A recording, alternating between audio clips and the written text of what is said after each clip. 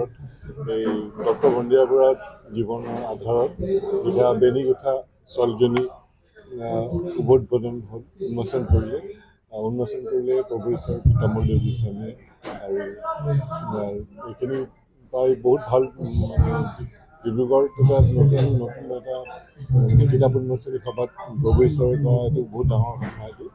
তাৰ আগতে আমি ৰাতিপুৱা হ'লে আমি দিহানাম কম্পিটিশ্যন এটা পাতিছিলোঁ। দিহানাম কম্পিটিশ্যনত আপোনাৰ বিভিন্ন সদৌখন ভিত্তিত পাতিছিলোঁ।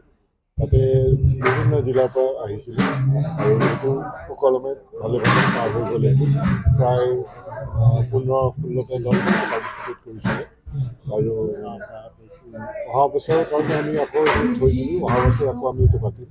এইবছৰ পুৰস্কাৰ যিটো দিয়া হৈছিলে পুৰস্কাৰ মানে 25,000, 20,000, 15,000 টকা দিয়াইছিলে প্লাছ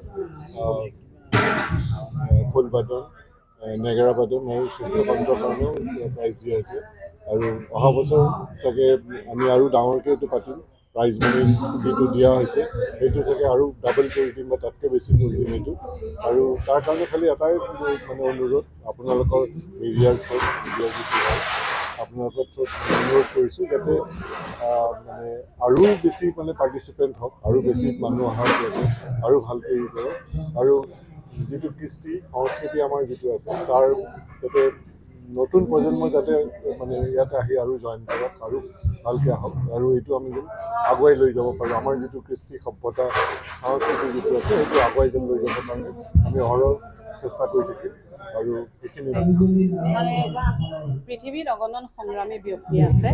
সেই সংগ্ৰামী ব্যক্তিসকলৰ জীৱন সংগ্ৰামক লৈ কিছু কিতাপ মানে গ্ৰন্থ লিখা হয়।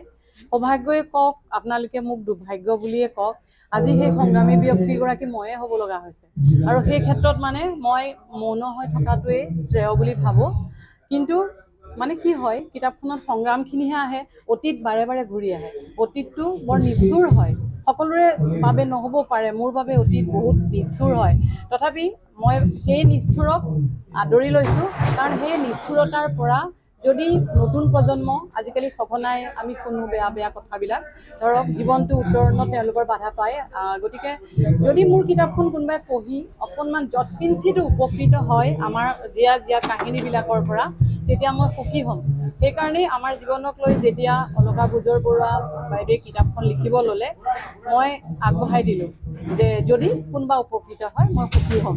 কিতাপখনৰ নাম বেনীগুঠা ছোৱালীজনী।